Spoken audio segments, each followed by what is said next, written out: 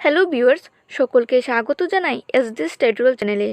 আজকে learning design সম্পর্কে আলোচনা করব।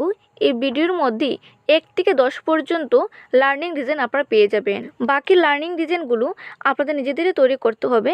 প্রথম একটি লার্নিং ডিজাইন সম্পর্কে বিস্তারিত আলোচনা করব এবং বাকিগুলো আপনারা সেই অনুসারেই তৈরি করবেন। যাদের কমার্স মেথড পেপার রয়েছে তারাই এই লার্নিং ডিজাইনটা তৈরি করবেন। আর যাদের অন্য কোনো সাবজেক্টের মেথড পেপার রয়েছে আপনারা এই ফরম্যাট অনুসারে তৈরি করতে পারবেন। আজকে যে সাবজেক্টে লার্নিং ডিজাইন সম্পর্কে আলোচনা করব তা হচ্ছে অ্যাকাউন্টেন্সি। প্রথমেই আপনাদের লার্নিং ডিজাইন 1 লিখতে হবে। তার পাশাপাশি নিচে বিদ্যালয়ের নাম লেখা রয়েছে। এই জায়গায় আপনারা যে স্কুলের মধ্যে প্র্যাকটিস টিচিং করেছিলেন সেই স্কুলের নাম এখানে লিখবেন। তারপরে লিখবেন শ্রেণী। এখানে একাদশ দেওয়া রয়েছে, কারণ অ্যাকাউন্টেন্সি কিন্তু ক্লাস 11 থেকে স্টার্ট হয়। তারপরে লিখবেন সময় এবং সবথেকে গুরুত্বপূর্ণ হচ্ছে তারিখ। এখানে আপনারা যে তারিখে এই টপিক সম্পর্কে স্কুলের মধ্যে আলোচনা করেছিলেন সেই তারিখটি এখানে লিখবেন। তারপর লিখবেন শিক্ষক বা শিক্ষিকার নাম। এখানে আপনাদের নাম লিখতে হবে। বিষয় বাণিজ্য। যদি আপনাদের অন্য কোনো সাবজেক্টে লার্নিং ডিজাইন তৈরি করেন তাহলে এখানে অন্য কোনো সাবজেক্টের নাম লিখবেন। তারপরে লিখবেন একক। একক হচ্ছে যে চ্যাপ্টার নিয়ে আপনারা আজকে ক্লাসের মধ্যে আলোচনা করেছিলেন সেই চ্যাপ্টারের নাম এখানে লিখবেন। তারপর হচ্ছে উপ একক। এই উপ এককের মধ্যে সেই চ্যাপ্টার থেকে যে কোনো 1-2টা পয়েন্ট আপনারা এখানে লিখতে পারবেন।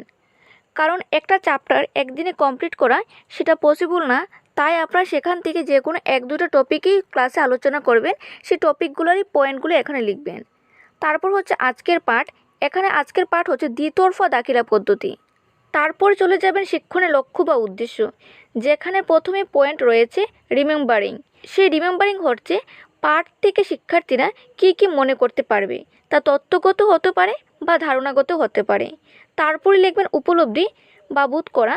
তা হচ্ছে আজকে যে ক্লাসে পাঠ সম্পর্কে আলোচনা করা হয়েছে তার থেকে শিক্ষার্থীরা কী বুঝতে পেরেছে সেগুলি এখানে লিখতে হবে। তারপর লিখবেন প্রয়োগ করা। পাঠ থেকে শিক্ষার্থীরা যা বুঝেছে বা শিখেছে সেগুলির মধ্যে নিজেদের মতামত কিভাবে প্রয়োগ করবে সেই সম্পর্কে এখানে লিখতে হবে।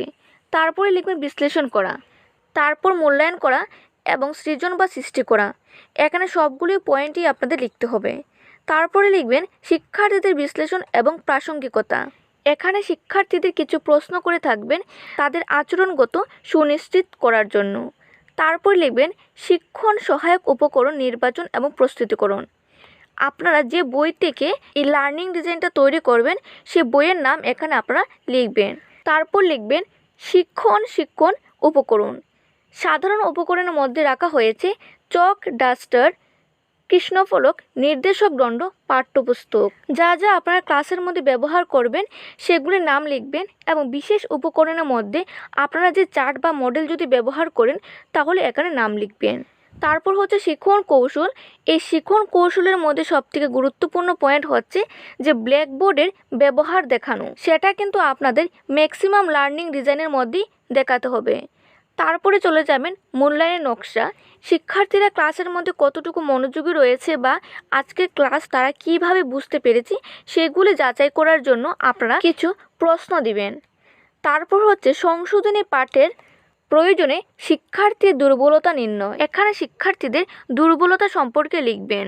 এটি হচ্ছে ডে 1 লার্নিং ডিজাইন। এখন চলে যাব বাকি লার্নিং ডিজাইনের দিকে। এই ভিডিওর মধ্যে টোটাল 10টি লার্নিং ডিজাইনের পিডিএফ পেয়ে যাবেন। বাকি লার্নিং ডিজাইনগুলো আপনাদের নিজেদেরই তৈরি করতে হবে। পাশাপাশি এই চ্যানেলের মধ্যে আপনারা আরও কিছু লার্নিং ডিজাইন পেয়ে যাবেন।